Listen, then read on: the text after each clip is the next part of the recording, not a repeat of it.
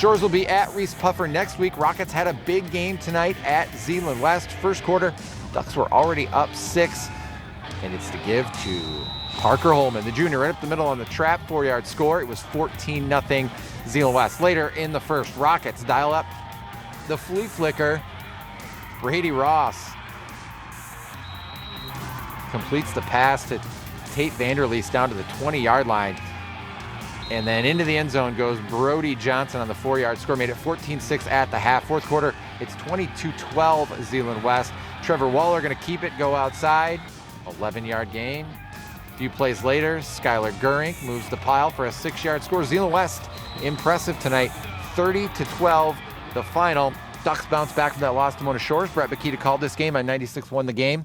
What'd you think about the Ducks? That's impressive against a good Reeths-Puffer team. Very impressed because they were down at least 3 starters, 2 on defense, 1 on offense, 1 a running back. And Brody Moss came in tonight, and I'm sure he's in the rotation because John Shillito uses a few running backs. But the sophomore, physical, strong, had a step to him that, you know, when you put him with what you saw there with Parker Holman, who was just electric, and then there you see him on the cutback. And he had a 90-yard kickoff return, by the way, to start the game, did number 6. And then you also throw him in there with Skylar Gurink. I mean, let's throw 1-2 punch, and those guys are fast. I was really impressed with Brody Moss. And then obviously Waller can throw the football, didn't really need to. Tried a couple times tonight, but I credit also Reeths-Puffer. You know what I liked about what Cody Cater's club did? Every time they got down, they had an answer. And there was one time where they fumbled the football after they didn't convert turnover on downs in the red zone, and got a fumble back, but then fumbled it up and didn't get a chance to take advantage of that score. Otherwise, it might have even been tighter. It's all about next man up for Zeeland West. I thought our kids played really hard tonight. I think defensively, they give you a lot of different things, and they have some guys who are really athletic in terms of playmaking type guys. I thought our kids really played hard, did a great job. You know, obviously, the 2-point conversions of the night had a lot to do with where things got to, because then we were able to slow the game down a little bit in the fourth quarter.